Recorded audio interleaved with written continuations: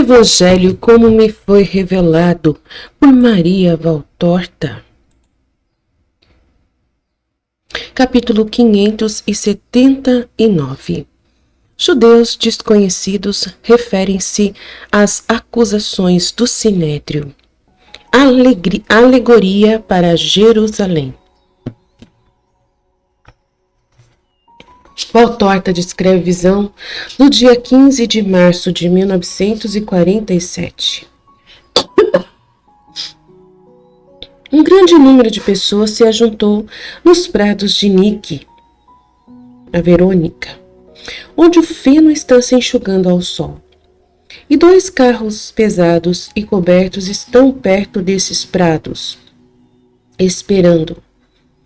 Eu compreendo a razão dessa espera quando vejo que conduzem para eles todas as discípulas mulheres e elas sobem nesses prados depois que o mestre se despede delas e as abençoa. Também Maria, a mãe de Jesus, vai com as outras discípulas e vai também o jovenzinho de Enom, Benjamim. E muitos discípulos se põem aos lados dos carros, então é carros. Então elas sobem nos carros. E quando os carros se põem em movimento ao passo lento dos bois, os discípulos também se põem a caminhar. Sobre os prados ficam os apóstolos, Zaqueu, os seus amigos e um pequeno grupo de pessoas muito enroladas em seus mantos, como se não quisessem ser reconhecidas. Jesus volta lentamente sobre os seus passos para o centro do prado e vai sentar-se sobre um montão de feno já meio seco que está para ser levado daqui a pouco para o depósito. O mestre está absorto em seus pensamentos e todos respeitam aquela sua concentração em si mesmo. E estão em 3 grupos distintos, um pouco afastados de Jesus e um do outro. A meditação de Jesus se prolonga a espera. O sol vai ficando mais forte e bate sobre o prado do qual se levanta o cheiro forte dos caules que estão secando. Os que estão esperando se refugiam às margens do prado, onde as últimas árvores do pomar oferecem uma sombra bem refrescante. Jesus fica sozinho, sob um sol já bem forte, e todo vestido de branco com sua veste de linho e com seu capuz de biço leve, que se move ligeiramente ao passar da brisa. Talvez seja aquele que foi tecido por Sintique. De algum estábulo próximo está chegando um mugido lento e lamentoso de umas vaquinhas, e um piar de filhotes de passarinhos que vêm dos ramos do pomar e dos terreiros. São passarinhos ainda em plumes e filhotes audaciosos. É a vida que continua, renovando-se a cada primavera. Os pombos com seu voo firme e seguro estão fazendo círculos lá no alto, antes de descerem aos ninhos que estão por baixo das telhas dos beirares. Não sei se na casa vizinha de Nique, a Verônica, ou se em algum dos campos uma voz de mulher está cantando um canto de ninar e a vozinha do bebê, antes alta e trêmula como o balir de um cordeirinho, depois vai se abaixando e por fim se cala. Jesus está pensando ainda, sempre está insensível ao sol. Já tenho notado mais vezes a resistência superior de Jesus ao rigor das estações. Eu nunca entendi se ele sentia o calor ou o frio forte, nem se ele o suportava sem se queixar por seu espírito de mortificação, ou então se, como ele, dominava os elementos que se desencadeavam, assim dominasse o calor e o frio excessivos. Não sei, só sei que mesmo todo molhado sob os aguaceiros ou suado sob as canículas, nunca notei nele gestos de mal-estar pelo frio ou pelo calor. Nem nunca ouvi tomar aquelas medidas preventivas que o homem tem o costume de tomar contra os excessos do sol ou do gelo.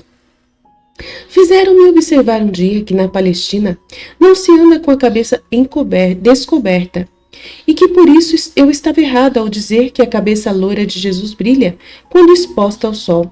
Será uma coisa muito boa que na Palestina não se possa andar com a cabeça descoberta. Eu não estive lá e não sei. O que sei é que Jesus costumava andar sem nada na cabeça. E quando está com o capuz na cabeça, quando começa a andar, ele logo tira, como quem não tolera embaraços, e o leva na mão, usando dele mais do que de outra coisa para tirar a poeira e o suor do rosto. Quando chove, ele põe uma parte do manto sobre a cabeça. Se faz sol, especialmente se estiver viajando, ele procura alguma fileira de árvore que dê sombra, ainda que intermitente, e assim vai protegido contra os raios solares. Mas dificilmente ele tem, como hoje, um pano leve sobre a cabeça. Esta é uma observação que a alguns poderá parecer inútil, mas ela também faz parte das coisas que eu vejo, e a digo enquanto Jesus está pensando. Mas lhe faz mal isso de ficar aí tanto tempo? Exclama alguém do grupo que não é o grupo dos apóstolos nem o de Zaqueu. Vamos dizê-lo aos seus discípulos, além disso, eu gostaria de não demorar-me tanto. Responde um outro.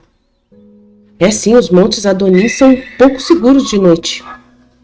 Eles vão para perto dos apóstolos e estão conversando com eles. Está bem, eu irei dizer aos apóstolos que vós já estáis querendo ir-vos embora.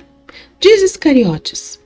Não, assim não. Nós gostaríamos de estar pelo menos já em Semes antes da tarde.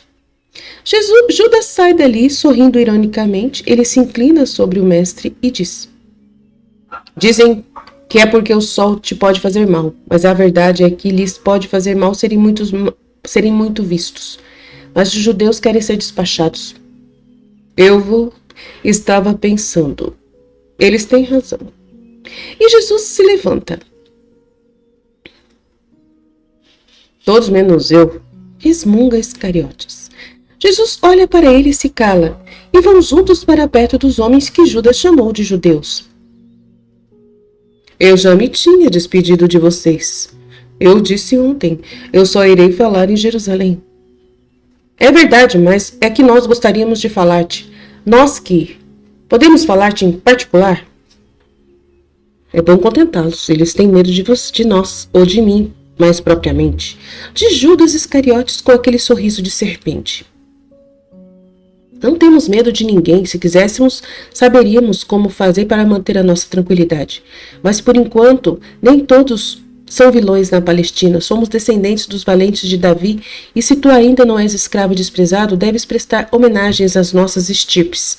São as primeiras ao lado do Rei Santo e as primeiras ao lado dos Macabeus. E primeiras também agora, quando é preciso prestar honras ao filho de Davi e dar-lhe conselho.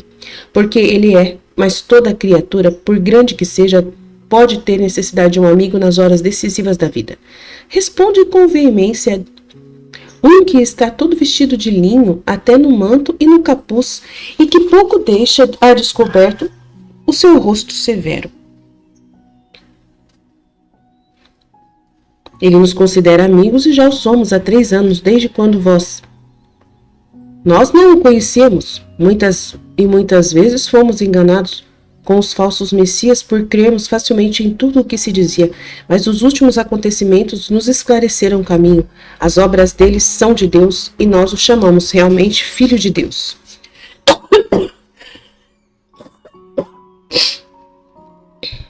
E pensais que eu tenha necessidade de vocês? Como filho de Deus, não, mas como homem, sim. Ele veio para ser o homem, e o homem tem sempre necessidade dos homens, seus irmãos. Afinal, por que temes? Por que não queres que se fale nisso? Nós te perguntamos. A mim? Falai, os pecadores são mais ouvidos. O outro. O Judas também. A mim, falai, os pecadores são mais ouvidos do que os justos. Judas, eu pensava que tais palavras devessem parecer-te fogo nos lábios. Como é que ousas julgar onde o teu mestre não julga? Está escrito, se os vossos pecados fossem como escarlate, eles se tornariam brancos como a neve. E se fossem vermelhos como a cochonilha, se tornariam brancos como lã. Mas tu não sabes que entre estes... Silêncio, falai-vos vós. Senhor, nós o sabemos, está pronta contra ti a acusação do Sinédrio, e eles te acusam de violar a lei e os sábados, de amar mais os de Samaria do que a nós, de defender os publicanos e as meretrizes, de recorrer a Beelzebu e a outras forças tenebrosas de magia negra, de odiar o templo e querer a destruição dele, etc. Basta. Acusar qualquer um faz. Provar a acusação é mais difícil. Mas eles têm no meio deles quem a sustente. Tu crês que talvez lá dentro haja justos?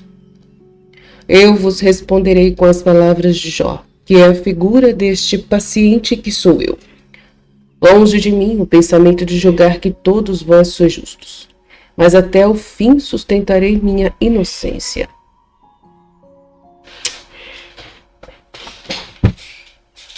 Foi, meu filho?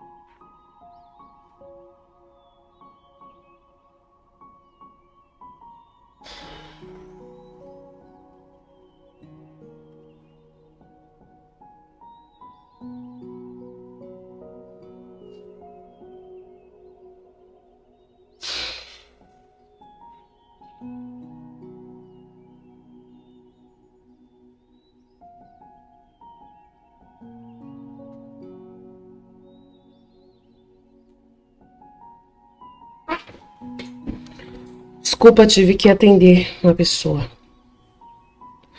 Longe de mim o pensamento de julgar que todos vós sois justos, mas até o fim sustentarei minha inocência. Não renunciarei ao direito de justificar-me, como comecei a fazer, pois o meu coração não me reprova em nada durante toda a minha vida.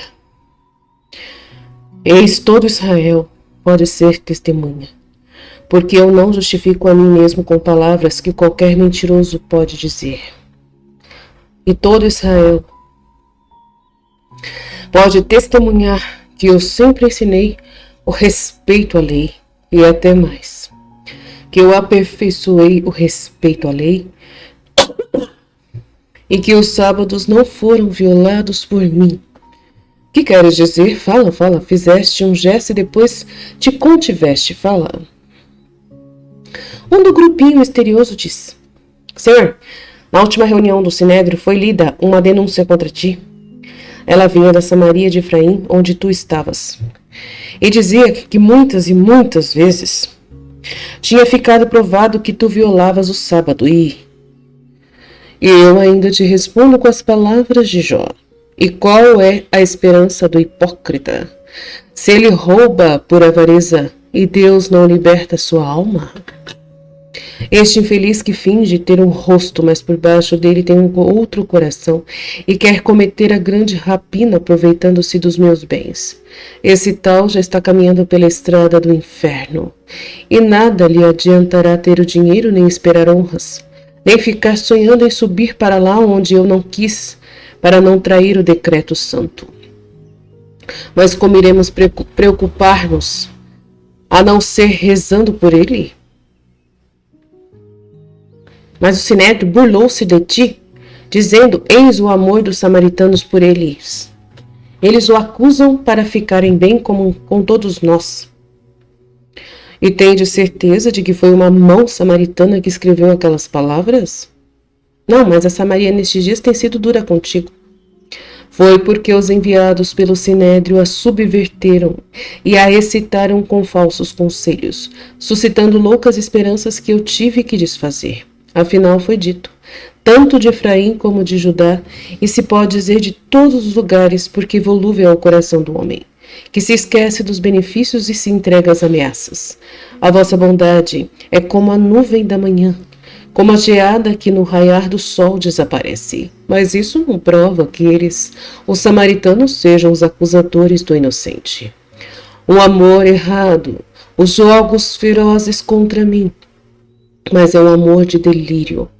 Qual é a outra prova que confirma acusa de preferência pelos samaritanos?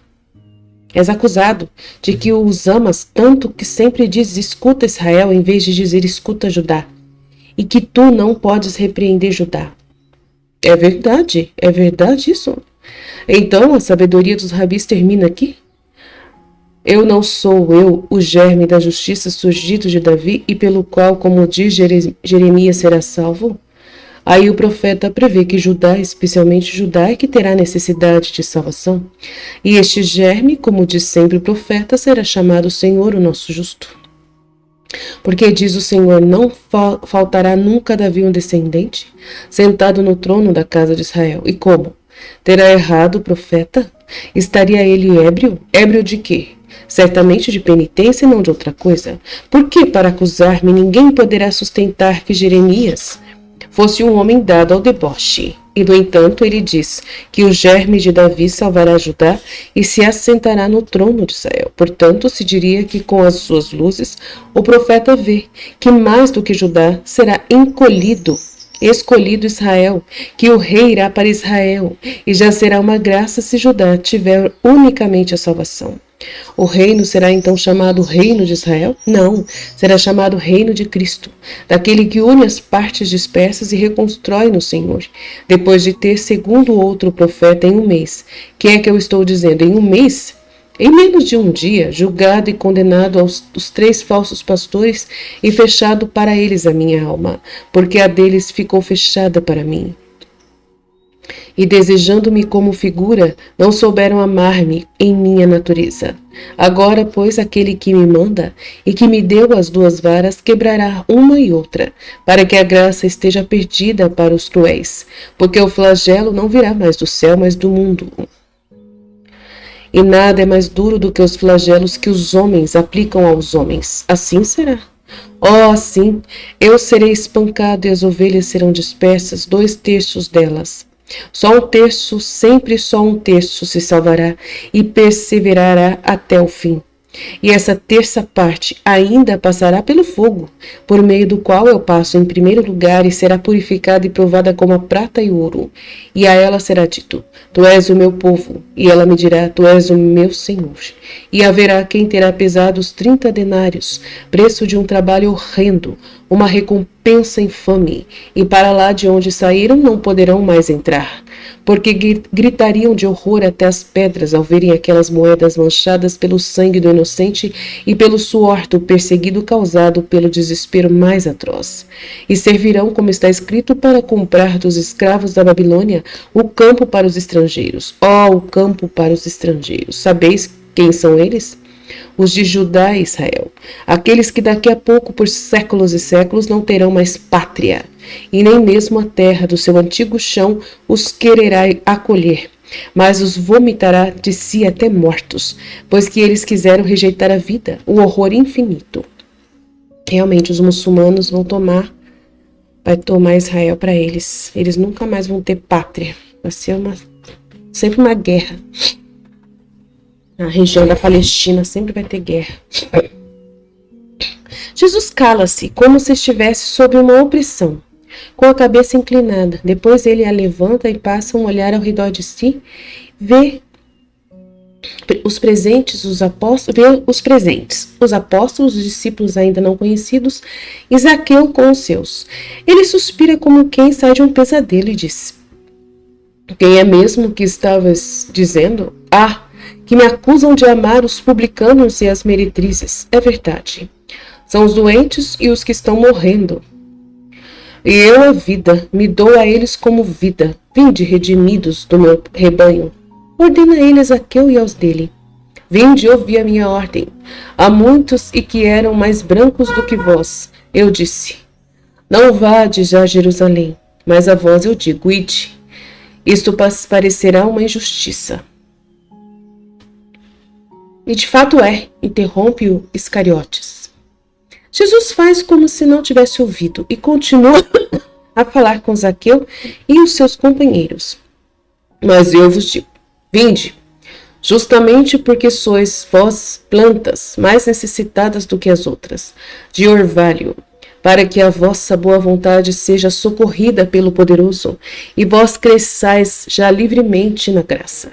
Sobre outras coisas, responderá o próprio céu com sinais inconfundíveis. Em verdade, poderá ser destruído o templo vivo, e em 3 dias ser reedificado, e para sempre. Mas o templo morto, que será somente sacudido e crerá ter vencido, perecerá para nunca mais levantar-se. Então nunca mais vai ser construído o templo de novo. Ide, e não temais, em penitência aguardai o meu dia, e a aurora dele vos levará definitivamente para a luz, diz ele, virando-se para os que estavam envoltos em mantos. Em penitência aguardai o meu dia, e a aurora dele vos levará definitivamente para a luz, diz ele. E depois diz a Zaqueu: e vós também ide, mas não agora. Está em Jerusalém na aurora do dia depois do sábado, ao lado dos justos. Eu quero os ressuscitados, porque no reino do Cristo os lugares são em grande quantidade, tantos quanto forem os homens de boa vontade. Então ele manda o Zaqueu levar os discípulos para depois da morte dele, para não ver ele morto, para ver ele ressuscitado. E Jesus se encaminha para a casa de Nique, atravessando o viçoso pomar sombreado. Uma pequena trilha lança uma fita amarelada pelo meio do verde do chão, e uma galinha choca o atravessa, chamando os pintinhos cor de ouro que a acompanham.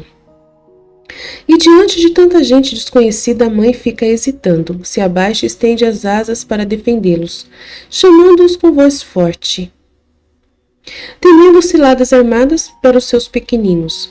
E eles, com um piado de que longo cessa, estando já em lugar seguro, vão chegando correndo e se escondendo por debaixo das penas da mãe, e fica parecendo que eles não existem mais.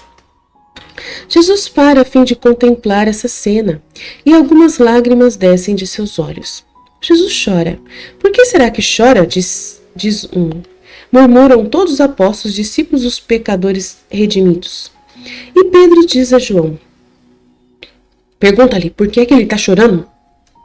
E João, em seu gesto de costume, curva-se um pouco em atenção ao pedido, e com o rosto erguido para olhar Jesus no rosto, lhe pergunta: por que está chorando, meu Senhor? Talvez por tudo o que te foi dito, ou que dissestes antes? Jesus estremece e fica com um sorriso triste, mostrando a choca que continua a proteger amorosamente a sua prole, e diz: eu também, um só com o meu Pai, vi Jerusalém, como diz Ezequiel, nua e envergonhada. Eu a vi e passei por perto dela, e quando chegou o tempo do meu amor, eu estendi o meu manto sobre ela e cobri a sua nudez. Eu queria fazer dela uma rainha, depois de ter sido seu pai, e protegê-la, assim como aquela galinha choca faz com seus filhotinhos. Mas enquanto os filhotinhos da galinha lhe são reconhecidos pelos seus cuidados de mãe e se escondem sob as asas dela, Jerusalém, ao contrário, rejeita o meu manto. Mas eu manterei o meu desígnio de amor, eu, o meu Pai, então, fará segundo a sua vontade. E Jesus volta para cima da grama para não perturbar a galinha e vai passando enquanto as lágrimas continuam a descer pelo seu rosto aflito e pálido. Todos fazem como ele, acompanhando e cochichando até perto da casa de Nique. E lá chegando, Jesus entra sozinho com os apóstolos na casa, e os outros continuam indo por seus caminhos. E assim termina a visão Fiat.